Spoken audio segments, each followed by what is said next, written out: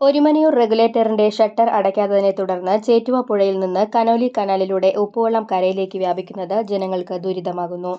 യഥാസമയം ഒരുമനയൂർ റെഗുലേറ്റർ അടയ്ക്കാത്തതുമൂലം ഉപ്പുവെള്ളം കയറി ഒരുമനയൂർ, കടപ്പുറം, ചാവക്കാട് നഗരസഭാ പ്രദേശങ്ങളിലെ കനോലി കനാലിന്റെ ഇരുകരകളിലെയും ഏക്കർ കണക്കിന് ഭൂമിയിലെ കൃഷി നശിക്കുകയും ശുദ്ധജല സ്രോതസ്സുകൾ മലിനമാവുകയും ചെയ്തു. നവംബർ അവസാനം മുതൽ വൃശ്ചിക വേലിയേറ്റം തുടങ്ങുന്നതിനാൽ ഈ സമയത്ത് റെഗുലേറ്റർ അടച്ചില്ലെങ്കിൽ തുറന്നുകിടക്കുന്ന റെഗുലേറ്ററിലൂടെ ഉപ്പുവെള്ളം കരയിലേക്ക് കയറും. എന്നാൽ ഇത്തവണ ഡിസംബർ പകുതിയായിട്ടും റെഗുലേറ്റർ അടച്ചിട്ടില്ല. നവംബർ, ഡിസംബർ മാസങ്ങളിൽ ചേറ്റുവ പുഴയിൽ നിന്ന് ശക്തമായ വേലിയേറ്റമുണ്ടാകുന്നത് പതിവാണ്.